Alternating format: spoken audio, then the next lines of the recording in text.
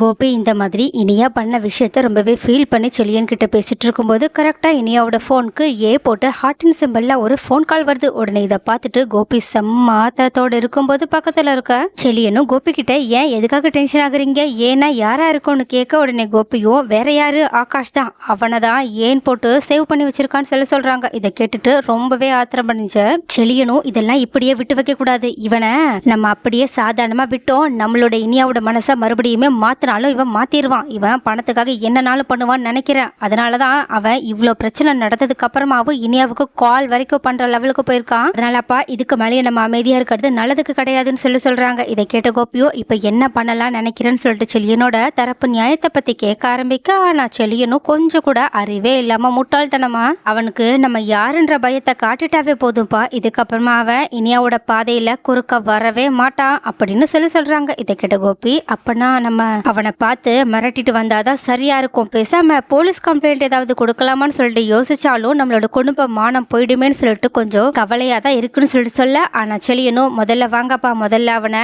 நேர்ல போய் பார்க்கணும், எனக்கும் அவன்கிட்ட பேச வேண்டியது நிறையவே இருக்கு, அவன் மேல இருக்க கோபத்தை என்னால இதுக்கு மேலேயே அடக்கி வைக்க முடியாது, அவன்கிட்ட போயிட்டு நம்ம யாருன்றதை இன்னைக்கே நிரூபிச்சுட்டு வரணும், அப்பதான் நம்மளோட குடும்ப மானம் போகாம இருக்கும், அவனுக்கு என்ன சொன்னா இந்த நிலைமைய பத்தி புரிய வைக்க முடியும்னு எனக்கு நல்லாவே தெரியும்னு சொல்ல உடனே கோபியும் சரி வாடான்னு சொல்லிட்டு உடனடியா கோபத்தோட ஆகாஷை பார்க்கறதுக்காக கூட்டிட்டு போக, ஆனா அங்கேயோ ஆகாஷ் இதுக்கு மேலேயும் நம்மளோட அம்மாவுக்கு எந்த விதமான அவமானத்தையுமே தேடி தந்துடக்கூடாது, பாக்கிய ஆண்டி சொன்ன மாதிரியே நம்ம லைஃப்ல ரொம்ப நல்ல நிலைமைக்கு வரணும், அதுக்கப்புறமா வேணா நம்ம இனியாவை உரிமையோட கல்யாணம் பண்ணித்தாங்கன்னு சொல்லிட்டு அவங்க கிட்ட கேட்கலான்னு சொல்லிட்டு நினைச்சது மட்டும் இல்லாம நம்ம கலெக்டர் ஆகிறதா நம்மளோட முதல் நோக்கமேன்னு சொல்லிட்டு உடனடியா உட்காந்து அவங்க படிச்சுக்கிட்டு இருக்கா. ஆனா அங்க கரெக்டா வந்த கோபியும் செலியும் கோபத்தோட டேய் ஆகாஷ் வெளியே வாடான்னு சொல்லிட்டு கத்த ஆரம்பிக்க, அப்போ இந்த மாதிரி தன்னோட பேரை சொல்லி கோபத்தோட யாரோ கூப்பிடுற சவுண்ட கேட்ட ஆகாஷ் ரொம்பவே டென்ஷனோட வெளியே கிளம்பி வர, ஆனா அங்க வந்து ஆகாஷ பார்த்த உடனேயே செலியன் கொஞ்சம் கூட பொறுமையே இல்லாம அவங்க கிட்ட என்ன ஏதுன்னு சொல்லிட்டு ஒரு கேள்வி கூட கேட்காம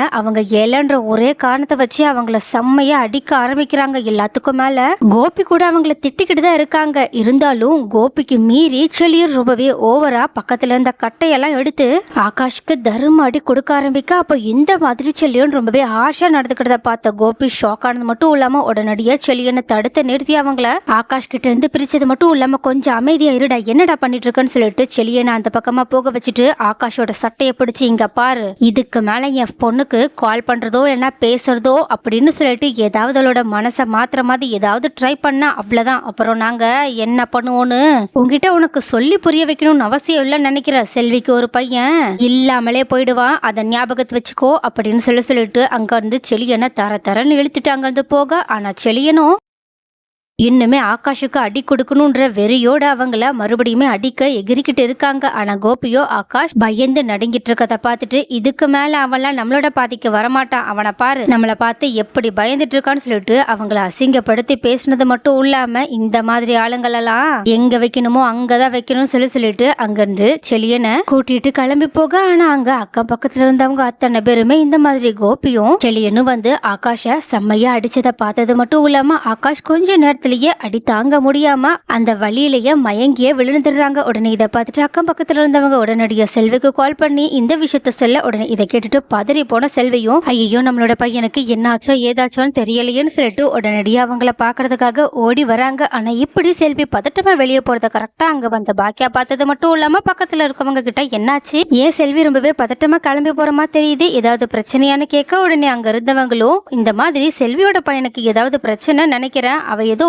அவளோட வீட்டு பக்கத்துல இருந்தவங்க கால் பண்ணாங்கன்னு சொல்லிட்டு போன் அட்டன் பண்ண, ஆனா அட்டன் பண்ணதுக்கு அப்புறமா ஏதோ அவனோட பேரு அதான் ஆகாஷ் அப்படின்னு சொல்லிட்டு என் பையனுக்கு என்னாச்சோன்னு தெரியலேன்னு சொல்லிட்டு உடனடி அழுதுகிட்டே ஓடி போயிட்டாங்க, என்ன பிரச்சனைன்னு தெரியலக்கா அப்படின்னு சொல்ல, உடனே இதை கேட்டுட்டு பாக்கியம் உடனடியா என்ன பிரச்சனைன்றதை தெரிஞ்சுக்கிறதுக்காக ஆகாஷோட வீட்டுக்கு போக, ஆனா அங்க இந்த மாதிரி முன்னாடியே வந்த செல்வியோ ஆகாஷ் கிட்ட என்னடா என்னாச்சு யார் ஒன்னு அடிச்சாங்க ஏன்டா இப்படி உடம்பெல்லாம் புண்ணாய் போயிருக்கு அப்படின்னு கேட்க, உடனே ஆகாஷும் ரொம்பவே தயக்கத்தோட இந்த மாதிரி இனியோட அப்பாவும் அண்ணனும் தான் வந்தாங்க, வந்தாங்க, வந்து இந்த மாதிரி மறுபடியும் என் பொண்ணு பின்னாடி சுத்தாத, அவகிட்ட பேச ட்ரை பண்ணாத, அப்படி மட்டும் பண்ணனா நாங்க உன்னை என்னனாலும் பண்ணுவோன்னு சொல்லிட்டு என்னை மிரட்டிட்டு ரொம்பவே அடிச்சிட்டும் போயிட்டாங்கன்னு சொல்லிட்டு சொல்ல, இதை கேட்டுட்டு செல்வியும் ஏன்டா மறுபடியும் அவகிட்ட நீ ஏதாவது பேசணும்னு முயற்சி பண்ணியான்னு கேட்க, ஆனா ஆகாஷோ இல்லம்மா நான் எதுக்காகமா முயற்சி பண்ண போறேன், நான் தான் பாக்கி ஆண்டி கிட்ட இந்த மாதிரி மறுபடியும் இனியா கிட்ட பேச மாட்டேன்னு சொல்லிட்டு சத்தியெல்லாம் பண்ணிருக்கல, அப்புறம் எதுக்காக நான் அவகிட்ட பேசணும்னு முயற்சி பண்ண போறேன், அவங்க எதுக்காக என்னை இப்படி வந்து அடிச்சாங்கன்னு என்னால கொஞ்சம் கூட புரிஞ்சுக்கவே முடியலமான்னு சொல்ல, இதை கேட்டுட்டு செல்வியும் அழுதுகிட்டே இப்ப நம்மளால என்னதான் பண்ண முடியும், அவங்க இருக்கிற கோபத்தெல்லாம் நம்ம மேல இப்படிதான் தீர்த்துப்பாங்க போலன்னு சொல்லிட்டு ரொம்பவே கஷ்டத்தோட உட்கார்ந்து இருக்கா. ஆனா அப்ப கரெக்டா அங்க வந்த பாக்கியாவும் ஆகாஷ் ரொம்பவே காயத்தோட இருக்கிறத பார்த்துட்டு பதறிப்போ என்ன விஷயம் சொல்லிட்டு கேட்க, ஆனா ஆகாஷும் சைலண்டா இருக்காங்க. ஆனா செல்வியோ தன்னோட பையனுக்கு இவ்வளோ பெரிய தண்டனையை கொடுத்த கோபியையும் அவங்களோட பையனையும் சும்மா விடக்கூடாதுன்றதுக்காக பாக்கி கிட்ட அழுதுகிட்டே, நாங்க அப்படி என்னக்கா தப்பு பண்ணோம், என் பையன் தப்பு பண்ணிட்டான் தான், நான் இல்லைன்னு சொல்லல, அதுதான் இதுக்கப்புறமா அவன் எந்த தப்பு பண்ண மாட்டேன், அந்த இனியா பாப்பா கிட்ட பேச மாட்டேன்லாம் சொல்லி உங்ககிட்ட சத்தியெல்லாம் பண்ணாலக்கா, அப்புறம் எதுக்காகக்கா உங்க வீட்டுல இருக்க அந்த கோபி சாரும் செலியனும் இந்த மாதிரி என் பையனை இப்படி போட்டு அடிச்சிருக்காங்களே, மறுபடியுமே பாக்கியா கிட்ட இவன் பேசக்கூடாதுன்னு சொல்லி சொல்லி அடிச்சிருக்காங்களாம், ஏன் அப்படி பண்ணாங்கன்னு ஒண்ணுமே புரியலையேன்னு சொல்ல அதே மாதிரி பக்கத்துல இருந்த ஆகாஷும் அவங்க சொல்லும் போது கூட நான் ஏதோ அவளுக்கு கால் பண்ணதா சொல்லி சொன்னாங்க, ஆனா நான் அவங்களுக்கு கால் பண்ணவே இல்லை, ஏன் அவங்க என்ன அப்படி சொல்லி அடிச்சாங்கன்னு என்னால புரிஞ்சுக்கவே முடியல, அது மட்டும் இல்லாம என்ன ரொம்பவே மோசமா பேசினாங்க, ஏன் என்ன பேசினா கூட பரவாயில்ல, என்னோட அம்மாவையும் ரொம்பவே கீழ்த்தனமா பேசினாங்க, அதை தான் என்னால தாங்கிக்கவே முடியலன்னு கண் கலங்கி அழுதுகிட்டே சொல்லிட்டு இருக்க. உடனே இதை பார்த்துட்டு பாக்கியா செம்ம கோபத்தோட இதுக்கு மேல அந்த ஆளை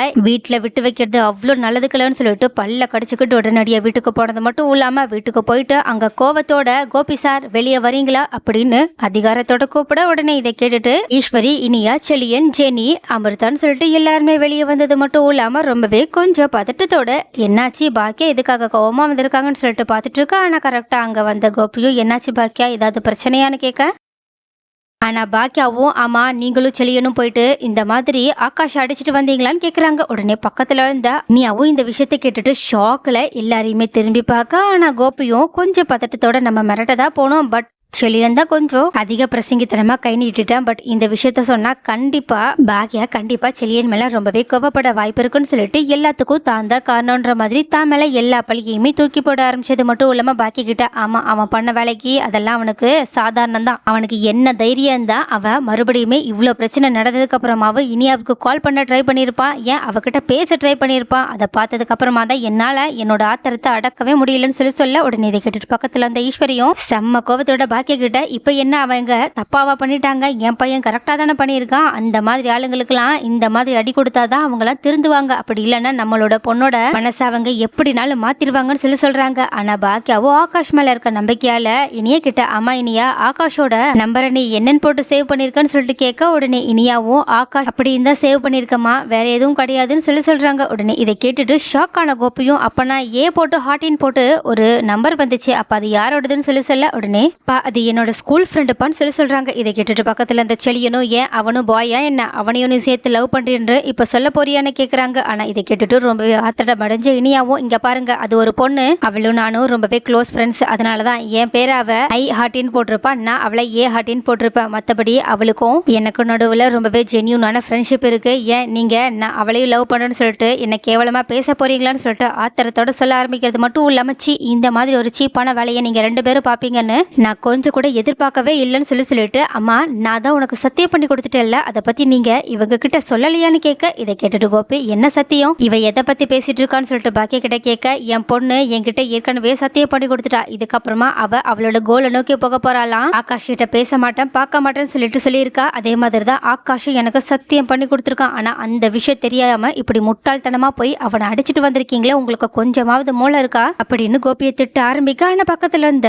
செலியனும் கோபி மேல இருக்க பாசத்தால செம்ம ஆத்திரத்தோட இங்க பாருங்க அவனை நான் தான் அடிச்சேன், அப்பா ஒன்னும் அடிக்கல, நீங்க தேவையில்லாம என் அப்பாவை திட்டுற வேலை வச்சுக்காதீங்க, அவன் பண்ண காரியத்துக்கு நான்லாம் சரியா தான் பண்ணியிருக்கேன், ஏன் அவன் கையை காலை கூட உடைச்சு விடணும்னு நினைச்சேன், என்ன அப்பா தான் தடுத்துட்டாங்கன்னு சொல்லிட்டு கொஞ்சம் தென்னாவட்டோட பேச, இதனால ஆத்திரப்படைஞ்ச பாக்கியா யாருமே கொஞ்சம் கூட எதிர்பார்க்காதபடி செம்ம கோபத்தோட செலியனோட கண்ணத்துல அப்பாலான்னு ஒரு அறைய விட்டுட்டு வாய மூடு, இதுக்கு மேல ஆகாஷோட விஷயத்துல தலையிட்ட அப்புறம் நான் உன்னை என்ன பண்ணுவேன்னு எனக்கே தெரியாதுன்னு சொல்ல அப்போ இந்த மாதிரி தன்னோட அம்மா தன்னை அடிப்பா இருப்பாங்கன்னு கொஞ்சம் கூட எதிர்பார்க்காத செலியனும் செம்ம அதிர்ச்சியில உறைஞ்சு போய் நின்னுட்டு இருக்கா. ஆனா கோபியுமே அப்படியே ஆடி போய் நின்னுட்டு இருக்கா. ஆனா ஈஸ்வரியோ தலக்கணத்தால பேசாத, என் பையன் வாழ்நாள் முழுக்க நான் சாகுற வரைக்கும் இங்கதான் இருப்பான், அவன் இந்த வீட்டை விட்டு வெளியே போயிட்டான், நானும் அவன் கூடயே சேர்ந்து போயிடுவேன்னு சொல்றாங்க. ஆனா பாக்கியாவோ போதும், இதுக்கு மளிகை என்ன மிரட்டி உங்களோட காரியத்தை நீங்க சாதிச்சுக்கலாம்னு சொல்லிட்டு கனவுல கூட நினைக்காதீங்க, உங்களுக்கு உங்க பையன் முக்கியம்னா தயவு செஞ்சு அவங்க கூடயே சேர்ந்து இந்த வீட்டை விட்டு எங்கனாலும் போங்க, நான் உங்களை தடுக்க மாட்டேன்னு ஏற்கனவே சொல்லிட்டேன்.